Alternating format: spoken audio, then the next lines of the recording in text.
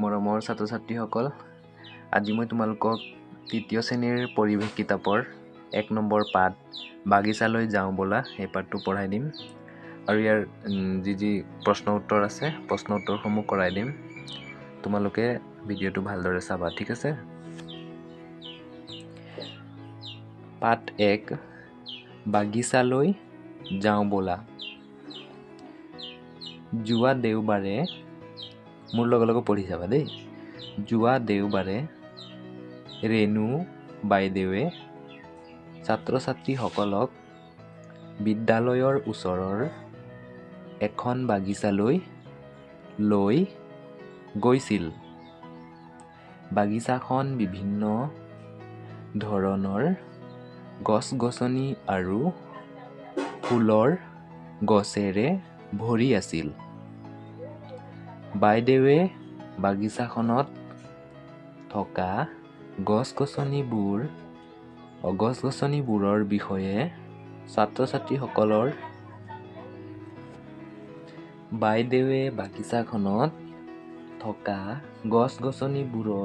বিষয়ে ছাত্ৰ-ছাত্ৰীসকলৰ আগত সুন্দৰকৈ বৰ্ণনা কৰিছিল। ৰেণু বাইদেৱে কৈছিল, এই বাগিচাখনৰ গছ-গছনিবোৰলৈ চোৱাচোন। এইবোৰৰ কিছুমান ওখ গছ, কিছুমান একেবাৰে চাপৰ আৰু কিছুমান লেহুকা। এই গছ-গছনিবোৰেই হৈছে উদ্ভিদ। মানে এই গছ-গছনিবোৰক উদ্ভিদ বুলি কৈছে। প্ৰণৱে কৈছে, এইজোপা কি গছ বাইদেউ? তেতিয়া ৰেণু বাইদেৱে ক'লে, এইজোপা নিম গছ। নিম গছজোপাৰ দৰে আম, কঁঠাল, জামু, আহঁত আদি গছবোৰ ডাঙৰ আৰু ওখ হয়। কৈছে ডাঙৰ আৰু ওখ হোৱা গছ কি? নিম গছ, আম গছ, কঁঠাল গছ, জামু গছ, এইবিলাক ওখ হয়। ওখ জাতীয় উদ্ভিদ এইবিলাক। এই গছবোৰৰ গছবোৰ শকত আৰু ডাল-পাতেৰে ভৰি থাকে। প্ৰণৱে ক'লে, গছজোপা চুই চাই গছজোপাৰ বৰ টান। প্ৰণৱে চুই চালে গছকেইটা বৰ টান বুলি কৈছে। Next page. ৰেণু বাইদেউ ক'লে, হয়, এইবোৰ গছৰ গাটো শকত আৰু টান। এই ডাঙৰ গছবিলাকৰ গাটো শকত আৰু টান। এইটো চাইছা নহয় কেনেকুৱা? এনেধৰণৰ উদ্ভিদবোৰক বৃক্ষ বুলি কোৱা হয়। এইবিলাকক বৃক্ষ বুলি কোৱা হয়। এই বৃক্ষবোৰৰ পৰাই আমি কাঠ পাওঁ। কাঠেৰে ঘৰত ব্যৱহাৰ কৰা বিভিন্ন সঁজুলি যেনে চকী, মেজ, খাট, দুৱাৰ, খিৰিকী আদি তৈয়াৰ কৰা হয়। মানে এই গছজোপা কাটি কাঠ বনোৱা হয় আৰু কাঠেৰে বিভিন্ন ধৰণৰ বস্তু তৈয়াৰ কৰা হয়। অসমৰ শাল, হুলুং, বনচুম, তিতাচপা আদি গছবোৰ বৰ মূল্যৱান বৃক্ষ। এইবিলাক মূল্যৱান বৃক্ষ হয়। হুলুং অসমৰ ৰাজ্যিক বৃক্ষ হয়। হুলুং নামৰ গছটো অসমৰ ৰাজ্যিক বৃক্ষ বুলি কোৱা হয়। জেনিফাৰ, এই ফুলগছবোৰ চিনি পাইছোঁ। জেনিফাৰ বোলা এজনী ছোৱালীয়ে ক'লে বাইদেউজনীক, এই ফুলগছবোৰ চিনি পাইছোঁ। গোলাপ, নাৰ্জী, জবা, খৰিকা, জাই আদি ফুলৰ গছবোৰ ফুলেৰে ভৰি আছে। অলপমান ওপৰত উঠাই দিছোঁ। তেতিয়া ৰেণু বাইদেৱে ক'লে, এই গছবোৰ বৃক্ষতকৈ চাপৰ আৰু জোপোহা। গছবোৰৰ গছ বৃক্ষৰ দৰে শকত নহয়। এই গছবোৰক গুল্ম বুলি কোৱা হয়। ডালিম, নেমু, জেতুকা আদি গুল্মজাতীয় উদ্ভিদ। কিছুমান গুল্মজাতীয় উদ্ভিদ থাকে যোনবিলাক কি ওখ নহয়, জোপোহা হয়। সেইবিলাক হ'ল ডালিম গছ, নেমু গছ, জেতুকা গছ, ঠিক আছে? আৰতি নামৰ ছোৱালীজনী ক'লে, এই বগাই যোৱা ফুল গছজোপাৰ নাম কি? তেতিয়া ৰেণু বাইদেৱে ক'লে, এইজোপা অপৰাজিতা আৰু ওচৰতে থকা এইকেইজোপা হ'ল লাও, জিকা, ভোল আৰু কোমোৰাৰ গছ। অপৰাজিতাৰ দৰে লাও, জিকা, ভোল, কোমোৰা, উৰহী, তিয়হ আদি গছবোৰৰ বাবে বাঁহৰ চাং সাজি দিয়া হয়। বাঁহৰ চাং সাজিব লাগে এইবিলাকৰ কাৰণে, লাও, জিকা। এই গছবোৰক বাঁহৰ চাঙৰ প্ৰয়োজন কিয় হয়? ভাবি চোৱাচোন। সকলো ছাত্ৰ-ছাত্ৰীয়ে চিন্তা কৰিবলৈ ধৰে। প্ৰণৱ: বাইদেউ, এই গছবোৰ গা-গছ কোমল, বৃক্ষ আৰু গুল্মৰ দৰে নহয়। তেতিয়া ৰেণু বাইদেউ ক'লে, হয়, তুমি ঠিক কথাই কৈছা। হয়, তুমি ঠিক কথাই কৈছা। এই গছবোৰৰ গা-গছ কোমল আৰু লেহুকা। মানে এই লাও গছবিলাকৰ কি গাটো কোমল আৰু লেহুকা। সিহঁতে বগাই যাব ভাল পায়, সিহঁতে থিয় হ'ব নোৱাৰে। বগাই যাবৰ বাবেহে এই গছবোৰক বাঁহৰ চাং সাজি দিয়া হয়। পাণ, জালুক, ভেদাইলতা আদি উদ্ভিদবোৰেও আন গছৰ বগাই যায়। আনহাতে ৰঙালাও, তৰমুজ আদি গছবোৰে মাটিত বগায়। এনেদৰে আনৰ সহায়ত বগাই যোৱা উদ্ভিদবোৰেই হৈছে লতাজাতীয় উদ্ভিদ। এতিয়া যদি সোধে লতাজাতীয় উদ্ভিদ কেইটামানৰ নাম কোৱা বুলি ক'লে কি হ'ব? ভেদাইলতা, লাও, পানীলাও, ৰঙালাও, জিকা, কুন্দলি এইবিলাক লতাজাতীয় উদ্ভিদ। ঠিক আছে? এতিয়া নেক্সট পেজ।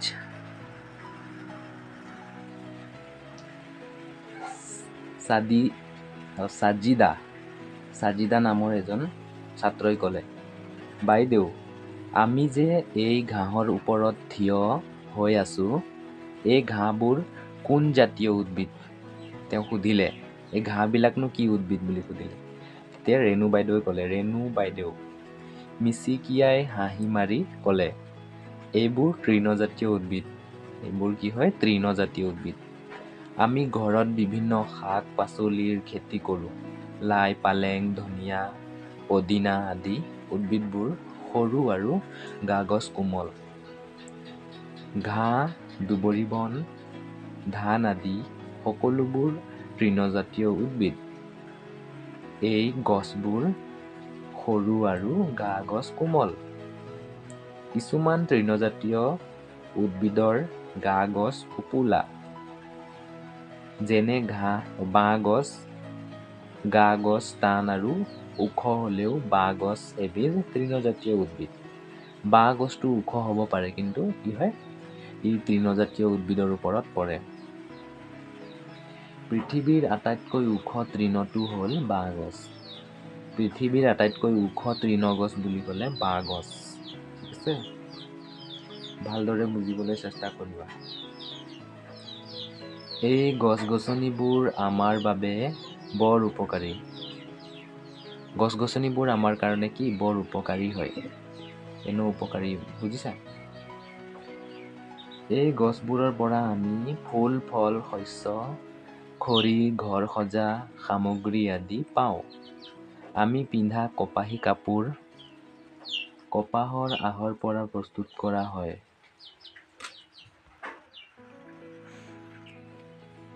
আমাৰ চাৰিওফালে বিভিন্ন ঔষধি গুণ থকা উদ্ভিদো আছে। এইবোৰ হৈছে নিম, চালকুঁৱৰী, তুলসী, নৰসিংহ, ভেদাইলতা আদা আদি। এইবিলাক হৈছে কি ঔষধীয় গুণ থকা উদ্ভিদ হয়। নিম গছ, চালকুঁৱৰী, তুলসী, নৰসিংহ আৰু ভেদাইলতা আৰু আদা।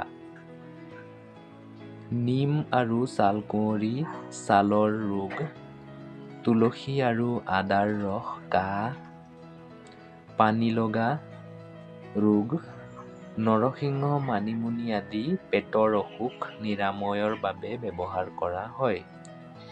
নিম আৰু চালকুঁৱৰী কি হয়? ছালৰ ৰোগ, মানে স্কিন ডিছঅৰ্ডাৰ্ছ। তুলসী আৰু আদাৰ ৰস কাহ, মানে কফৰ কাৰণে, কফ হ'লে এইবিলাক খাব লাগে।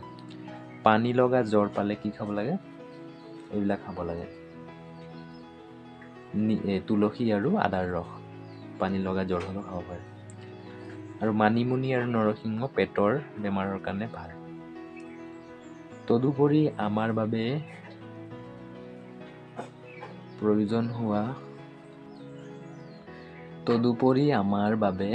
প্ৰয়োজন হোৱা বায়ুকো গছ-গছনিয়ে নিৰ্মল কৰি ৰাখে।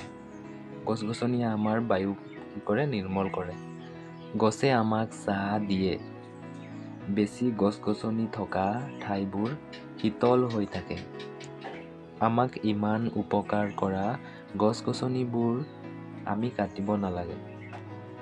গছ পুলি ৰুবহে লাগে। সেই গছৰ পুলিবোৰ যাতে গৰু-ছাগলীয়ে খাব নোৱাৰে, তাৰ বাবে চাৰিওফালে বাঁহৰ জেওৰা দিব লাগে। সময়মতে পানী দিব লাগে। অলাগতিয়াল ঘাঁহ-বন আদি উভালি পেলাব লাগে, যাতে গছৰ পুলি ভালদৰে বাঢ়িব পাৰে। কাৰণ গছ আমাৰ বাবে বৰ উপকাৰী। বুজিলা? এইটো কোনে কৈছে? বাইদেৱে কৈছে। গছ আমি লগাব লাগে, গছ কাটিব নালাগে। যধাই-মধাই গছ কাটিলে কি হয়? সেইটো কাৰণে গছৰ অবিহনে সেইটো কাৰণে গৰম বাঢ়িছে বেছিকে। এতিয়া আহা আমি ঘৰলৈ যাওঁ। এতিয়া বাইদেউ ক'লে ব'লা আমি ঘৰলৈ যাওঁ। ওপৰৰ কথাখিনিৰ পৰা আমি কি বুজিলো? গছ থাকিলেহে মানুহ থাকিব।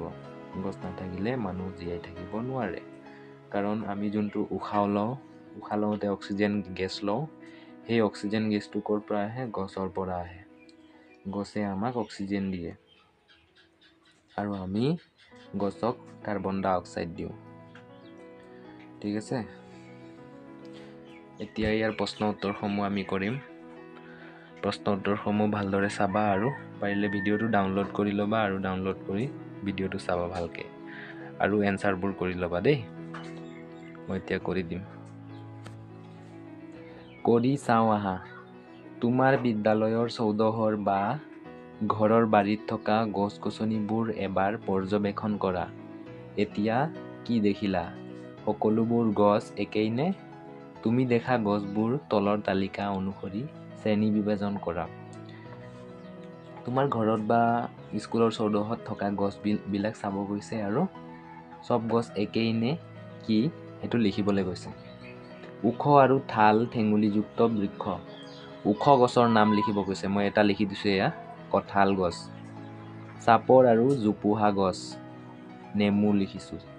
বগাই যোৱা গছলতা, লাও লিখিছোঁ। অতি চাপৰ আৰু কোমল গছ, ঘাঁহ। ঠিক আছে? এটা লিখি দিছোঁ। বাকী তোমালোকৰ মন যায় যদি ইয়াত দুটা লিখিব পাৰা, 2-3টা লিখিব পাৰা। ঠিক আছে? ঘৰটো ডাঙৰ আছে, লিখি ল'বা। এতিয়া নেক্সট কুৱেশ্যন।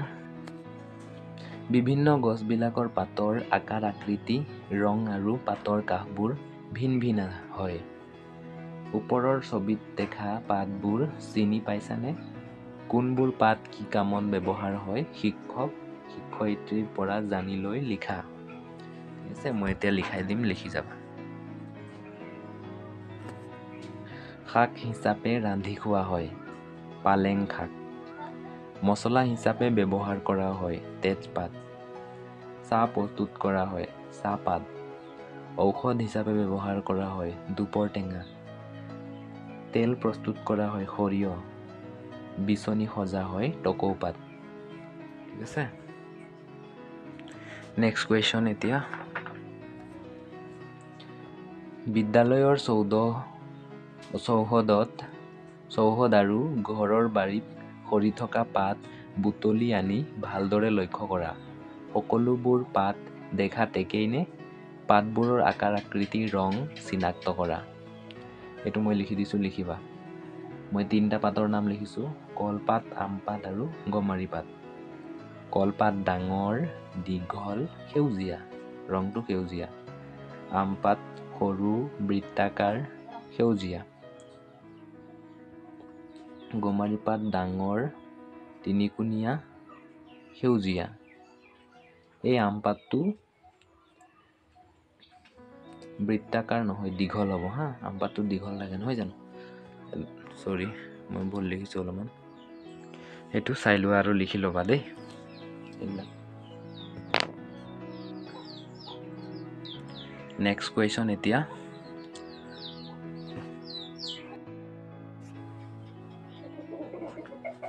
নেক্সট কুৱেশ্যন, ফুল আমি বিভিন্ন কামত ব্যৱহাৰ কৰোঁ। তলৰ কোনবিধ ফুল কি কামত ব্যৱহাৰ কৰোঁ লিখা। ৰঙালাওৰ ফুল, শেৱালি ফুল, নাৰ্জী ফুল, ডালিয়া, ৰজনীগন্ধা, বেলি ফুল। বহুত ফুলৰ সোৱাদ তিতা। ঠিক আছে। খাদ্য হিচাপে খোৱা হয়। ৰঙালাও ফুল। ঔষধ তৈয়াৰ কৰা হয় নাৰ্জী ফুল। তেল প্ৰস্তুত কৰা হয় বেলি ফুল। ৰং প্ৰস্তুত কৰা হয় ৰজনীগন্ধা। মালা গাঁথা হয় শেৱালি। 1 নম্বৰ উত্তৰ দিয়া। ক, 4বিধ বৃক্ষজাতীয় উদ্ভিদৰ নাম। উত্তৰ, নিম গছ, আম গছ, গমাৰি গছ আৰু তিতাচপা গছ। খ প্ৰশ্ন, অসমত পোৱা 2বিধ মূল্যৱান কাঠ। উত্তৰ, শাল কাঠ আৰু তিতাচপা। গ প্ৰশ্ন, 2বিধ লতাজাতীয় উদ্ভিদৰ নাম। উত্তৰ, লাও আৰু জিকা। ঘ প্ৰশ্ন, 2বিধ গোন্ধ নথকা ফুল। উত্তৰ, নয়নতৰা আৰু অপৰাজিতা। উঙ্গ প্ৰশ্ন, 3বিধ গোন্ধ থকা ফুল। উত্তৰ, নাৰ্জী, নাহৰ আৰু তগৰ ফুল। 2 নম্বৰ প্ৰশ্ন, লাও, জিকা আদি গছৰ বাবে চাং সাজি দিয়াৰ কাৰণ কি? উত্তৰ হ'ব, লাও, জিকাৰ গা গছবোৰ তেনেই কোমল আৰু লেহুকা বাবে চাং বা মাটিৰ সহায় লৈ আশ্ৰয় লৈ বগাই যায়, সেইকাৰণে ইহঁতক চাং সাজি দিব লাগে। ঠিক আছে। এতিয়া নেক্সট কুৱেশ্যন। 3 নম্বৰ প্ৰশ্ন, খালী ঠাই পূৰ কৰা। ক, গছে শিপাৰ, ইয়াত শিপা হ'ব, শিপাৰ দ্বাৰা, ৰটো দিয়া আছে ইয়াত ৰ নহ'ব। ঠিক আছে। গছে শিপাৰ দ্বাৰা পানী শুহি লয়। খ, মৌ-মাখিয়ে ফুলৰ মৌ চুহি মৌ ৰস তৈয়াৰ কৰে। পদুম আমাৰ দেশৰ ৰাষ্ট্ৰীয় ফুল। কপৌ ফুল বসন্ত কালত ফুলে। 4 নম্বৰ প্ৰশ্ন, শুদ্ধ উত্তৰত শুদ্ধ চিন দিয়া। ক, বাঁহ গছ তৃণজাতীয় উদ্ভিদ। গুল্মজাতীয় উদ্ভিদ সৰু, বৃক্ষতকৈ সৰু। বৃক্ষজাতীয় উদ্ভিদৰ গা গছ বৰ টান, কোমল নহয় দেই, বৰ টান। ইয়াত শুদ্ধ চিন। তাল গছৰ পাতেৰে বিচনী সজা হয়। ঠিক আছে। শুদ্ধ চিনবোৰ দি ল'বা।